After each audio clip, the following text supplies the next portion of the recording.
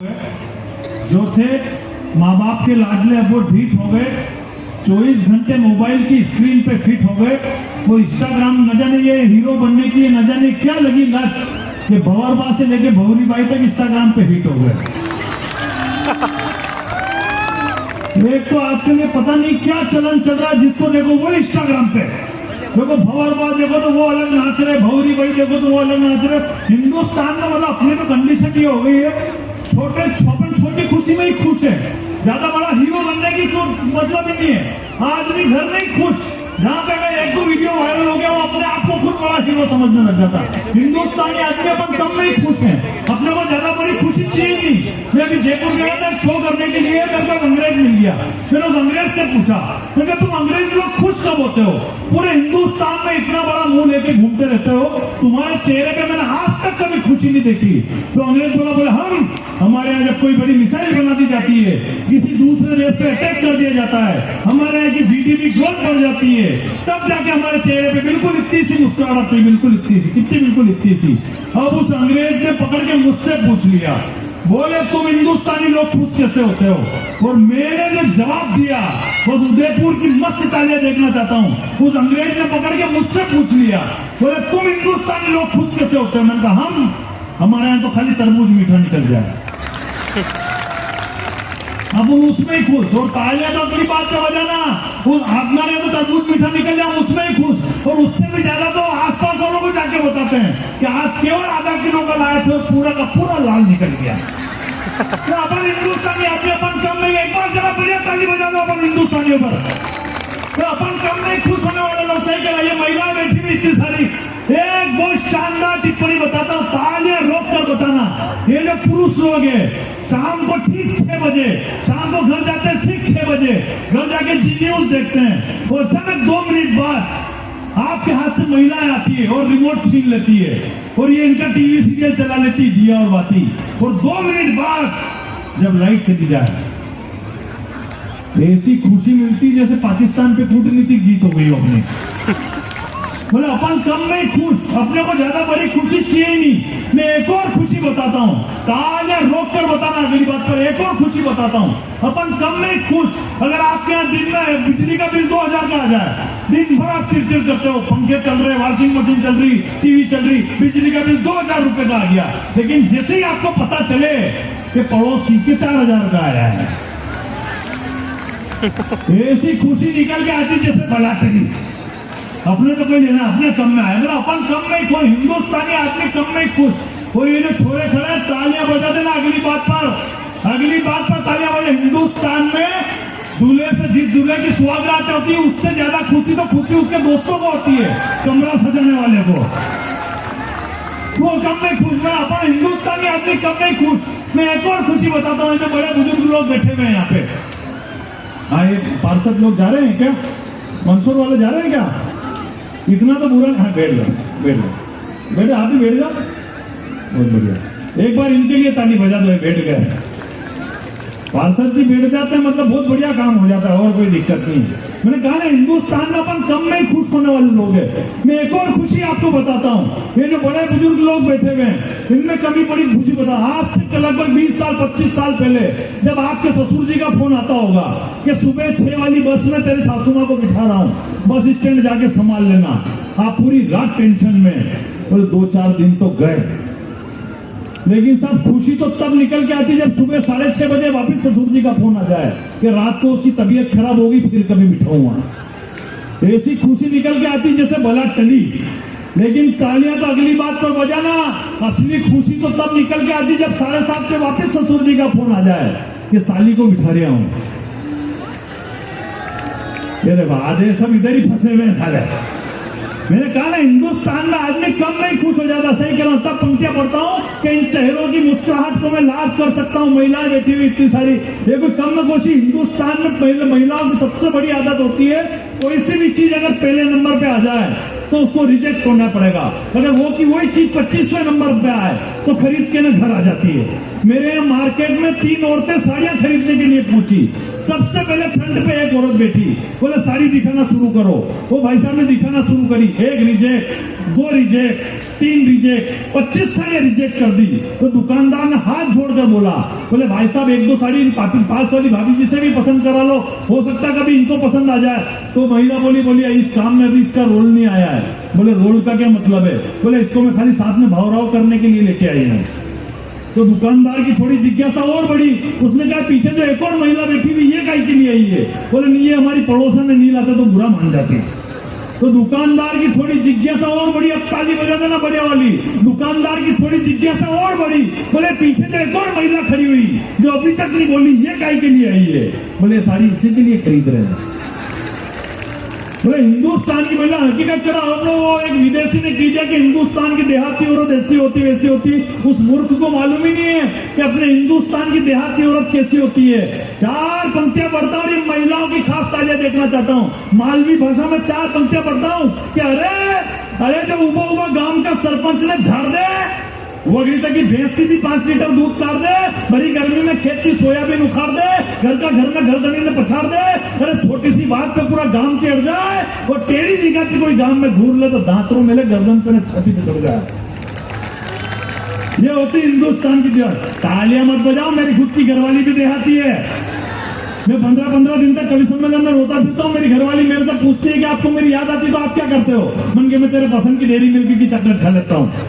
अब यही बात मैंने मेरी घरवाली से पूछ ली कि तेरे को मेरी याद आती तू क्या करती है? बोले मैं आपकी पसंद की 30 नंबर की बीड़ी पी लेती हूँ। जैसे लोग यार ये पत्नी बीड़ी पी और अब मजा आ रहा है। देखिए मेरी पत्नी इतनी खतरनाक है, भगवान की सुना हकीकत कह रहा हूँ। अभी बम्बई ले गया था उसको घुमाने के लिए, 50वें माले के नीचे खड़े रह के मैंने बोला उनका देख एक दिन मुन्ना बैटरी का फ्लैट भी हुआ होगा 50वें माले पर। तो 2 मिनट सोचने के बाद बोली पत्नी ऊपर गैस की टंकी कौन था भाई जी ले जाएगा। उस दिन मैं समझ गया कि इनको समझाना बड़ा मुश्किल होता है। एक बार बढ़िया ताली बजाना, एक बार जगह तब पंक्तियां पढ़ता हूँ कि इन चेहरों की मुस्कुराहट को मैं लाड कर सकता हूँ, ठंडे ठंडे इन दिसंबर को अप्रैल मार्च कर सकता हूँ, और मेरी हर बात पर जो आपकी खुशी छलकती रहे मैं अभी के अभी आपकी बैटरी चार्ज कर सकता हूँ। और नहीं कर सका तो भी आप मेरा कुछ नहीं बिगाड़ सकते, क्योंकि मैं मंदसौर से आया हूँ। मंदसौर का नाम मंदोदरी के नाम से पड़ा है। मंदोदरी रावण की बीवी थी और रावण मेरे फूफा जी लगते हैं।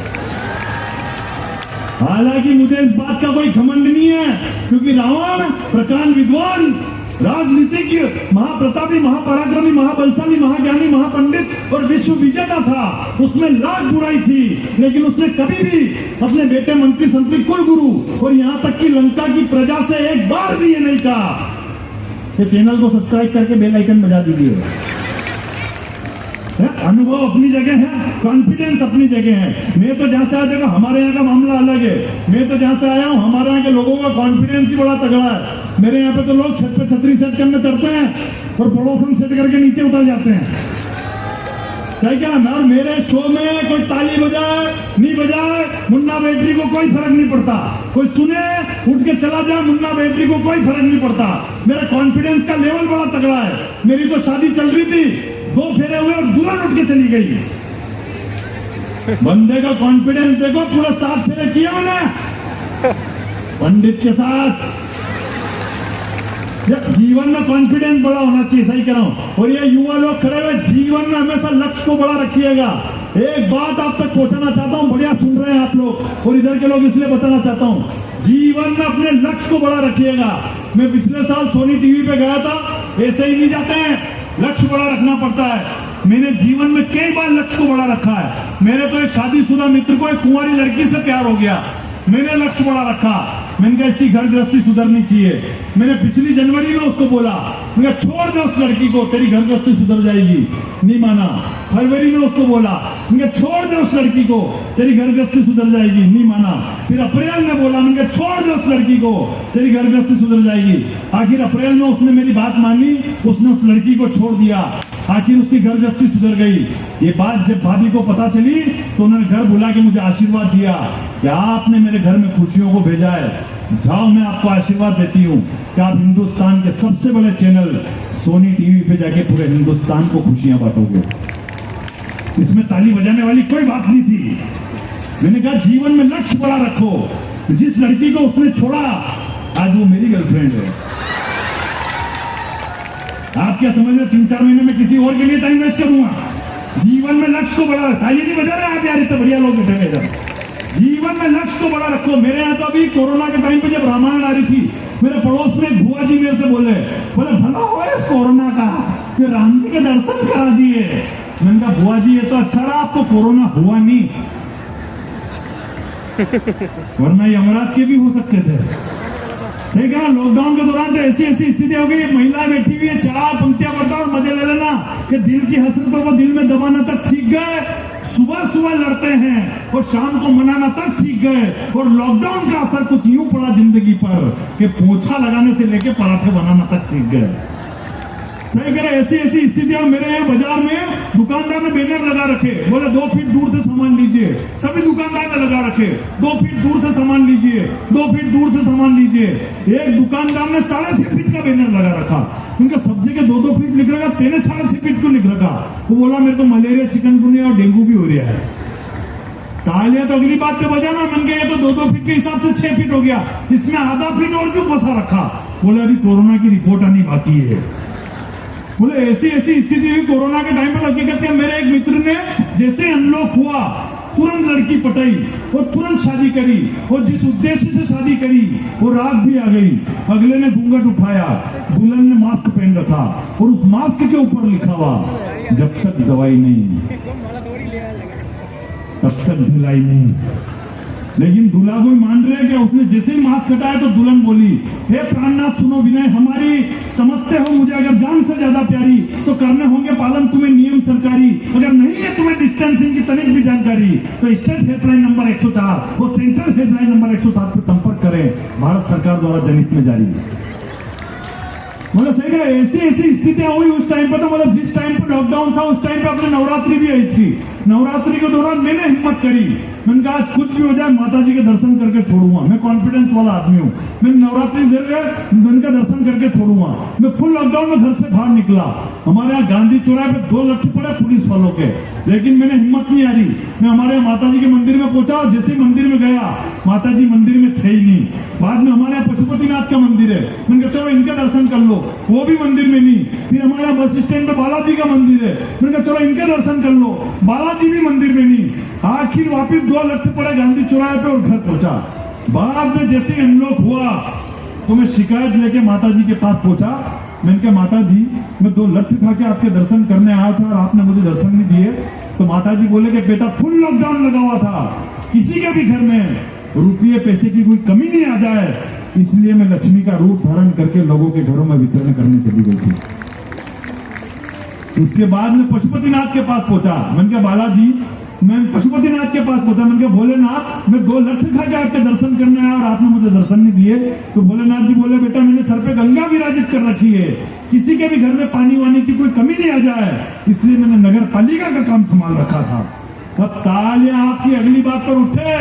बाद में मैं बालाजी के पास पहुंचा। मैंने कहा बालाजी मैं 2 लट्ठे खा के आपके दर्शन करने आया और आपने मुझे दर्शन नहीं दिए। तो बालाजी बोले कि बेटा जो तेरे गांधी चौराहे पे 2 लट्ठे पड़े थे नहीं, वो पुलिस वाले के रोल में मैं ही था। मतलब ईश्वर किस रूप में आ जाए मालूम नहीं पड़ता, लेकिन साहब इन सारे लोगों की तालियां और इधर के लोगों की तालियां इस बात पर उठे कि जिस दौर में एक बेटा अपने बाप को हाथ लगाने को तैयार नहीं था, उसी दौर में इन पुलिस वालों ने उन्हें शमशान घाट तक पहुंचाया है। पुलिस का किरदार बड़ा होता है साहब। अच्छा पुलिस वालों के भी कोई कम टेंशन नहीं होती है, पुलिस वालों के बहुत भयंकर टेंशन होती है। इनके ऊपर से टेंशन आती है और ये कभी कभी अपने को पकड़ा देते हैं। वो पिछली केंद्र की सरकार में तो एक मिनिस्टर साहब ने घोषणा कर दी, बोले अब जो खुले में शौच करने जाएगा उसे पकड़ के अंदर बंद कर देंगे। कौन कर रहा बंद? मिनिस्टर साहब आ रहे बंद करने कि गांव के लोग एक दूसरे को करेंगे। करना बेचारा इन पुलिस वालों को, इनके जीवदोरी कितनी टेंशन हो गई। सुबह 5 बजे मुखबिर का फोन आएगा कि भेड़िया खेत की वागड़ पर बैठा आके गिरफ्तार करो। नहीं ये अगर ढीले ढीले पहुंचे ने भेड़िया निपट ले तो वाह क्या और ज्यादा टेंशन, उसको भी लोन सबूत भी तो को। और तालियां बढ़िया वाली अगली बात पे बजाना कि वो अगर थाने पे जाए बात लड़ जाए कि ये मेरी है ही नहीं। कितनी टेंशन होती है यार पुलिस वालों में से। हमारे यहाँ पुलिस की धमक बड़ी तगड़ी होती है, सही कह रहा हूं। हमारे यहाँ पे एक पुलिस वाला, हमारे यहाँ पे एक बाजे वाला जुआ खेल रहा था रात को, मजा लेना अगली बात पे। हमारे यहाँ एक बाजे वाला जुआ खेल रहा था रात को, वो पुलिस वाले तो गए उसको, रात भर उसको कूटा थाने पे, और सुबह 8 बजे उसको जमानत करी, और ठीक 11 बजे उस बाजे वाले को माताजी पूजन करने के लिए जाना, अपने शादी में जाता ना माताजी पूजन करने के लिए, जुए वाले को रात भर कूटा, 8 बजे जमानत करी और 11 बजे उसको माताजी पूजन करने के लिए जा। देखना पुलिस वालों की धमक कितनी तगड़ी होती है। वो बाजे वाले की जैसे जमानत हुई 8 बजे माताजी पूजन करने के लिए जाना, जैसे आगे बाजा चल रहे, आगे पीछे औरतें चल रही, आगे बाजा चल रहा, और बाजे पे गाना चल रहा, शेर पे सवार आइयो मोरी माँ, आइयो मोरी माँ, सोनारा झांझरी बाजी जाओ माँ, सोनारा झांझरी बा। तो वो बाजे वाला जैसे चौराहे तक पहुंचा, तो उसी चौराहे पे वो पुलिस वाले चालान फाड़ रहे जिनको जिन्होंने रात को उसको कूटा। तो वो बाजे वाले की निगाह सांप पे पड़ी, वो सांप की निगाह बाजे वाले पे पड़ी, तो बाजे वाला देख के ही संपट भूल गया, गाना ही चेंज, वही रात बड़ी कूटा, वो लटका के मोरी माँ, वो लटका के मोरी माँ, हाथ पग मारा बोल जाओ माँ, हाथ पग मारा बोल जाओ, अब मैं जुलम न करो मारी माँ। बढ़िया देना पड़ता आपको बार बार बीच में, है ना। मैंने कहा पुलिस वालों की धमक बड़ी तगड़ी होती है। मेरे शहर में तो पुलिस वालों ने जगह जगह कैमरे लगा रखे, बस स्टैंड पे कैमरा, गांधी चौराहे पे कैमरा, रेलवे स्टेशन पे कैमरा। तो और ज्यादा पुलिस वालों की टेंशन खड़ी हो गई। वो एक मंचल बेवड़े ने फोन लगा दिया थाने पे, बोले सर वो बस स्टैंड का कैमरा चालू है क्या? बोले हाँ चालू है। बोले सर पुलिस वाले खड़े हैं क्या? बोले हाँ खड़े हैं। क्या हो गया? बोले नहीं वो उदयपुर की बस खड़ी के निकल गई, बता दो जरा सा। बोले हिंदुस्तान में हंसने के लिए कहीं जाने की जरूरत नहीं पड़ती, सही कह रहा हूं। और वैसे भी गीता के 19वें अध्याय में लिखा है, यदि तुम ब्रह्मांडस्य कस्य चित्ती प्राणिनाम असितुम शक्नोति तत्वा हृदय कविनाम सम्मेलनम करिष्यामि। नहीं आप हंस रहे, आपको इसका मतलब मालूम है क्या? नहीं मालूम है तो काय के लिए हंस रहे, मैं बता रहा हूं। नहीं हालांकि मालूम तो मेरे को भी नहीं है, ये तो मैंने कहीं पढ़ा था, मन के पढ़ दो, जैसा होगा वैसे निपटेंगे। वो तो फिर बाद में मेरे को एक ने बताया, बोले बेटा गीता की 19 अध्याय होते ही 18वीं खत्म हो जाती है। मेरा जीवन में हंसने के लिए कहीं जाने की जरूरत नहीं पड़ती। मैं इतनी सारी कोरोना की आपको बात कर रहा हूं, कोरोना अपने हिंदुस्तान में तो काम आया, पाकिस्तान वालों के भी काम में आया। वो पाकिस्तान वाले जैसे हिंदुस्तान में अपने रफेल आया था, उस दिन पाकिस्तान वालों ने जोर जोर से फोन लगा दिया फ्रांस वालों को, बोले कितने का है? उसने जैसे ही कहा 16,000 करोड़ रुपए का, इसने बात पलट दी, और सुनाओ तुम्हारे यहाँ कोरोना के कितने मरीज चल रहे हैं? तो फ्रांस वालों ने फिर फोर्स देके पूछा, बोले कितने पे करना है? तो उसने फिर बात पलट दी, बोले आपके वैक्सीनेशन हो गया कि अभी बाकी है? फिर फ्रांस वालों ने जो 4 पंक्तियां कही, बस आपकी मस्ती वाली फिर तालियां देखना चाहता हूं। फ्रांस वालों ने 4 पंक्तियां पाकिस्तान को कही कि ये वो फाइटर है बेटा जिससे पूरा जमाना पूछता है, बात मुद्दे की भी करो तो तुझे मजाक ही सूझता है, और भारत के आतंकियों को बॉर्डर पर भेजने वाले वो खास तेरी तमंचे की नहीं और भाव रफेल के पूछता है,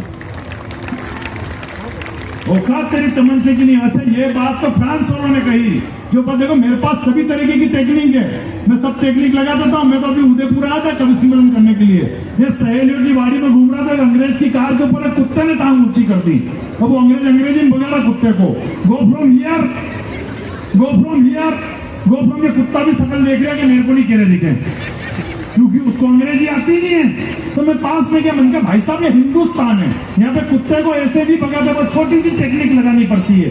वो बोला व्हाट इज दिस टेक्निक? मैंने कहा दौड़, भाग गया कुत्ता। अपने यहाँ को ज्यादा माथा फोड़ी गई, ये महिलाएं बैठी हुई खिकी खिकी कर रही, इनको कोई कम टेक्निक आती है? हिंदुस्तान में सबसे ज्यादा अगर किसी के पास टेक्निक है तो महिलाओं के पास सबसे ज्यादा। मतलब बस के अंदर अगर इनको खिड़की वाली सीट चाहिए तो इनकी टेक्निक शुरू, जाते ही कि मैं बिल्कुल भावुक होकर बोलती है, भाई साहब थोड़ा उधर खिसक जाओ, नहीं मेरा जी घबरा रहा है। अगर वो फिर भी सीट नहीं छोड़े तो हाथों हाथ दूसरी टेक्निक, मालूम पड़ा कि वो सीट तो ठीक है, आगे पीछे की भी खाली, 4-5 तो नीचे ही उतर जाए, और कभी कभी तो पूरी बस खाली करा देती है। मतलब मेरा दावा है कि अगर कोई मर जाए, मैं वहां पे 50 में मस्ती ले लेना अगली बात की, मेरा दावा है कि अगर कोई मर जाए, मैं वहां पे 50 महिलाएं रो रही हो, तो मेरा दावा है कि उसमें से 10 ही रो रही होती, बाकी की 40 तो एक आगे काम निकाल लेती हूँ। सही कह रहा हूं, मेरे पास में वो शांत हो गया, मैं पीछे ही पीछे खड़ा हुआ हाथ बांध के, 3 महिला टेक्निक से बातें कर रही, रो की बातें कर रही, मालूम ही नहीं पड़े रोरी की बातें कर रही। तो पहली वाली बोली दूसरी वाली से, तो जीजी वाला के फोन लगे तो हमारा फोन जोड़ा के फोन में लगा जीजी। तो पास वाली महिला ने भी टेक्निक से नंबर पूछे, बोले नंबर बोल। तो पास वाली महिला ने फिर टेक्निक से नंबर फंसाया, बोले 9827629600। अरे मजेदार लेना ताली बजा के। तो पीछे से तीसरी महिला बोली, बोले चुप हो जाओ दीदी, रो मत, आगे जीरो लगा लेना राजस्थान की सीम है। ताली बजा के बोल जरा बढ़िया वाली। मैंने कहा मेरे पास सब तरीके की टेक्निक है, सही कह रहा हूं। वो पाकिस्तान वालों को मैंने जवाब दिया कि बोल, अगर बल्ले पर आ जाए गर्व करिएगा अपने ऊपर और गर्व की ताली बजा दिएगा एक बार जरा, अगर बात पहुंच जाए कि बोल अगर बल्ले पर आ जाए तो हम 6 जड़ देते हैं, हम अपनी पर अगर आ जाए तो इतिहास गढ़ देते हैं। अभी मैं अपनी पे ही आया हूं, सही कह रहा हूं कि बोल अगर बल्ले पर आ जाए तो हम हिंदुस्तान का आदमी खुद भी उलझ गया और दूसरों को भी उलझे रहे। ऐसी कंडीशन हिंदुस्तान में, सही कह रहा हूँ। मतलब ऐसे ऐसे लोग भरे पड़े, इतने रायचंद भरे। मैं भी वहां कुछ शांत हो गया था, वो शमशान पे लकड़ियों को जमा रहा, रायचंद देखना शमशान पे लकड़ियों को जमा रहा। पीछे से आया रायचंद राय देने के लिए, बोले भाई साहब ये लकड़ी सीधी जमाओ चुभेगी। बोले भाई साहब ये लकड़ी सीधी जमाओ चुभेगी। मैं कहा तू सोया क्या, तू सोया हो तो गादी बिछवा तू, जिसके जाना वो चुपचाप पड़ा हुआ, तू क्यों बीच में मगजमारी कर रहा है। बोले हिंदुस्तान में आदमी खुद भी उलझ रहा, दूसरों को भी उलझा रहा। मेरे पड़ोस में रहते हैं गिरधारी लाल जी, उनका केबीसी में नंबर लग गया। तो अमिताभ जी ने पूछा, बोले बताओ डल झील कहाँ पे, पंजाब में, हरियाणा में, मध्य प्रदेश में, जम्मू कश्मीर में। वो बोला मेरे भाई के फोन लगाऊं। बोले क्या नाम है तेरा भाई का, बोले जग्गू। बोले कंप्यूटर से जग्गू के फोन लगाया जाए। वो जैसे जग्गू के फोन लगा के पूछ रहा, बोले दादा भाई डल झील कहाँ पे, पंजाब में, हरियाणा में, मध्य प्रदेश में, जम्मू कश्मीर में। तो जग्गू उल्टा गले पड़ा उधर से। बोले पहला तो तू ये होता कि टीवी को रिमोट कटे नहीं लियो न, दादा की गोलियां मिल रही, मोटरसाइकिल की चाबी मिल रही, दादा को बीपी बटन होना, मोबाइल नहीं मिल रहा, जो मांगे हो तो बोलो, उनको मोबाइल की थारे पाएंगे। तो अमिताभ जी ने बोला कि आपका समय यही समाप्त होता है। बोले हिंदुस्तान का आदमी खुद भी उलझ रहा, दूसरों को भी उलझा रहा। मेरी एक चीज बहुत वायरल है, बहुत सुना देता हूँ, पर एक बार बढ़िया ताली बजाओ जरा। मैं अभी अहमदाबाद गया था। अहमदाबाद इसलिए गया क्योंकि मेरे सासू जी वहाँ एडमिट थे, तो मैं उनका हालचाल जानने के लिए गया। तो मेरे सासू जी मेरे को कहा मेरे को नमकीन खाने की इच्छा हो रही। उनका ठीक है मैं लाके देता हूँ। मैं हॉस्पिटल से नीचे उतरा, मैंने गेट कीपर से पूछा, उनका भाई साहब ये नमकीन की दुकान कहाँ है। उसने कहा आप एक काम करो, ये मोबाइल नंबर लो, इस पर फोन लगा देना, नमकीन वाला यही नमकीन लेके आ जाएगा। आदमी खुद भी उलझ रहा और दूसरों को भी उलझा रहा। मैंने उस पर फोन लगाया तो उस पर कैसेट चालू हुई, टनाटन स्वीट से नमकीन पर आपका स्वागत है, हिंदी के लिए 1 नंबर दबाइए, फिर इंग्लिश प्रेस 2। मैंने 1 नंबर दबाया तो फिर नई कैसेट शुरू। बोले झूम उठेगा तन और नाच उठेगा मन, जब आप होंगे टनाटन स्वीट्स के संग।